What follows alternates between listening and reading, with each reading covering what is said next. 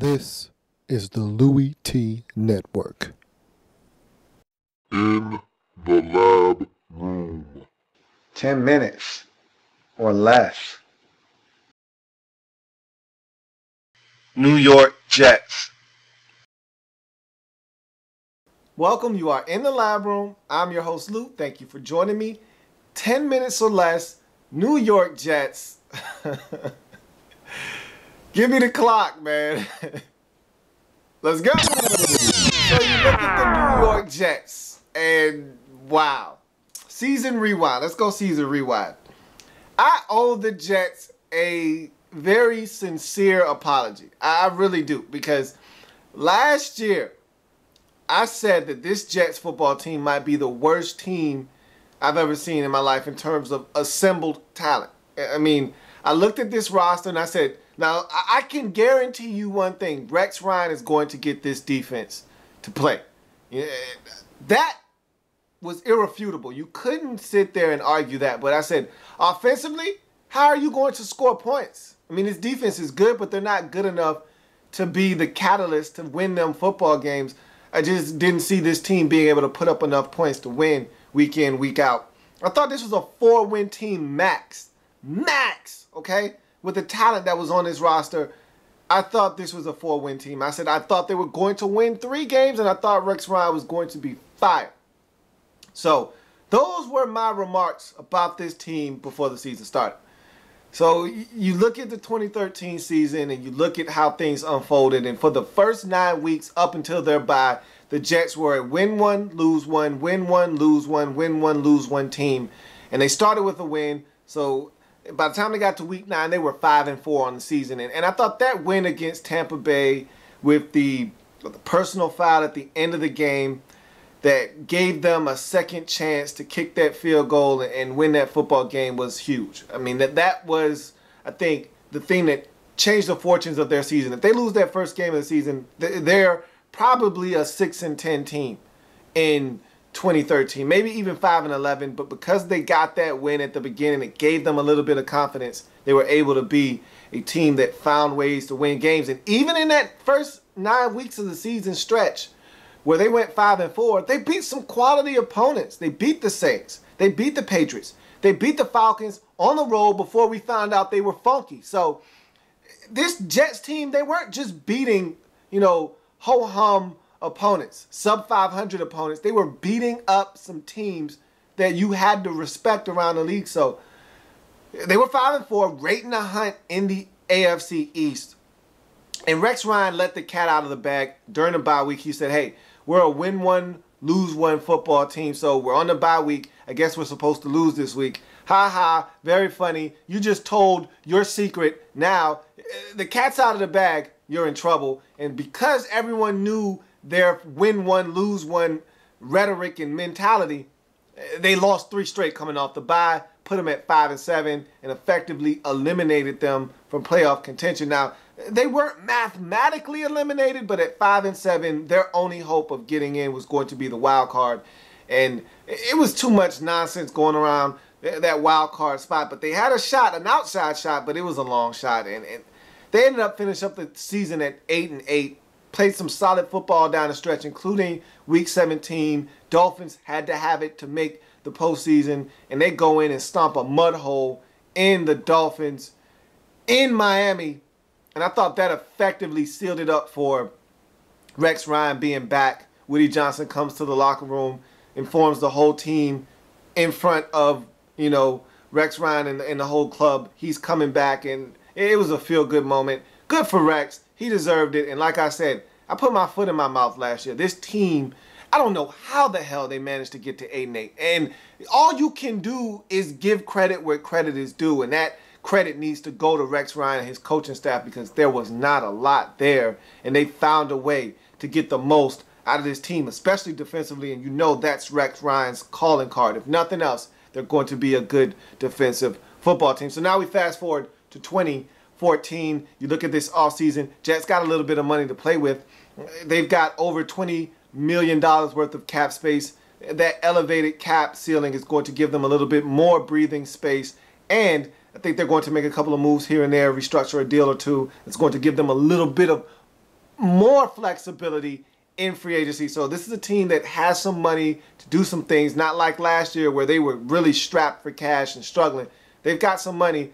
Let's talk about their free agents and see who they might want to bring back on the team moving forward. You look at this list: David Garrard, Willie Colon, Darius Reynard, Lex Hilliard, Josh Cribbs, Jeff Cumberland, Kellen Winslow, Austin Howard, Ed Reed, Vladimir Dukas, Ellis Langster, Calvin Pace, Ledger Douzable, Aaron Berry, Brady Quinn, and these last two are restricted free agents, and Garrett McIntyre and Darren Walls. So you look at this team and their needs, and the Jets, to me, are a team that really needs to focus their attention offensively. But when you look at this football team, and I look at them and the free agents that they have, Willie Colon is the guy that I've never been enamored with. Willie Colon. It's never been pretty with Willie Colon, but you always seem to get results out of Willie Colon.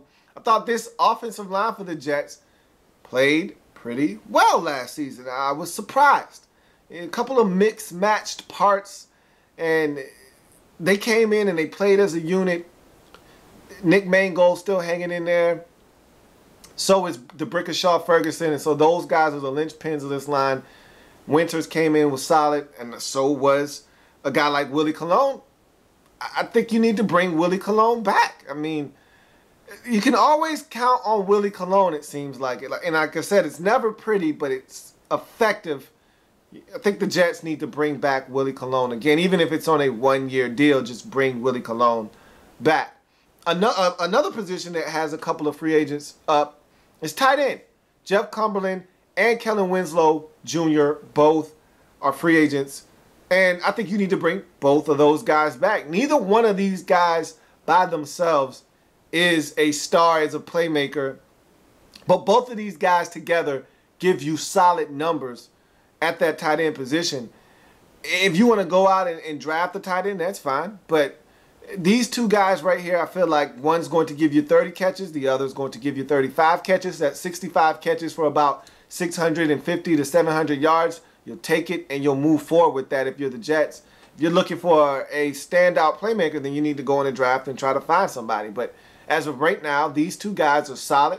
They're not going to hurt you. They're not going to cost you a lot. I say you bring both Jeff Cumberland and Kellen Winslow Jr. back. I was actually surprised with what you got out of Kellen Winslow Jr. Thought he came in and actually played well, and I really wasn't expecting it. But here's a guy that's been solid his whole entire career. He just talks too much. He runs his mouth, and a lot of times he says too much. But much like Rex Ryan, Kellen Winslow is a guy that's going to talk and say what he feels.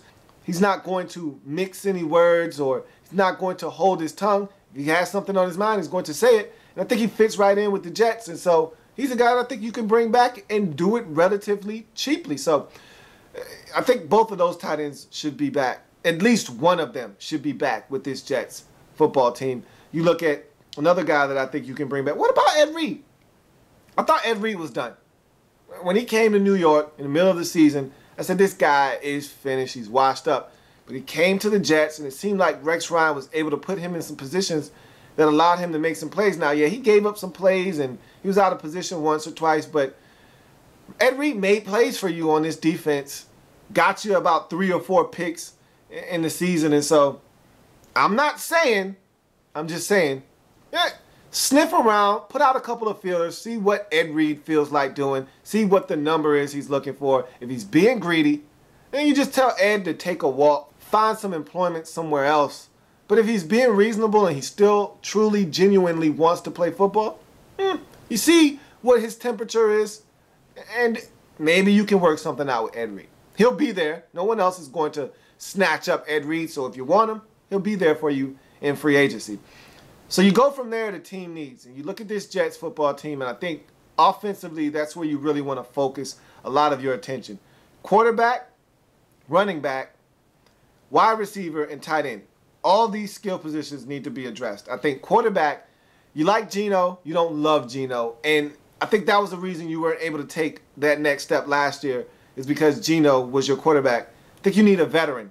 And not to say that you have to relegate Geno Smith to the bench. If you're a Geno Smith guy, you still need a backup quarterback and a veteran. So either way, you need a quarterback. Running back, I like your two running backs, but they do the same thing, okay? So they're the same guy effectively. You need some speed in your backfield. That's why you need running back help. You look at receiver, you need receivers, and you need them in the worst way, and you probably need about 2 of them because you're always injured at that position, and you lack explosive playmakers at the receiver position. You can use 2 of those guys. Good luck getting that accomplished.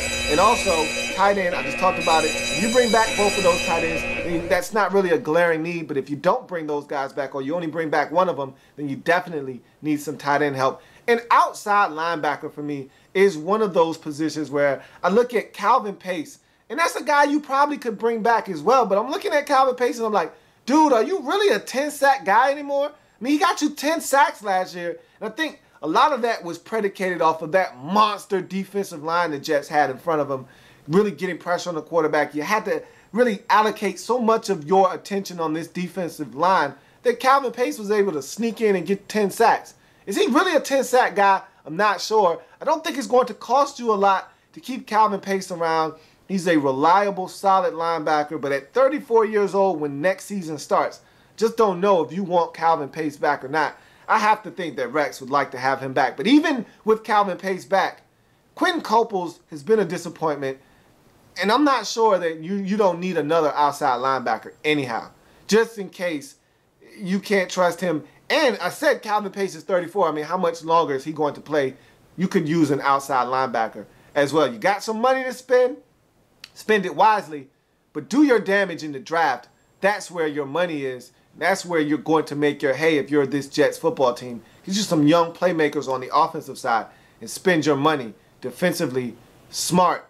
And you need to get some offensive playmakers in free agency if there are some available out there. That's going to do it for the New York Jets in 10 minutes or less.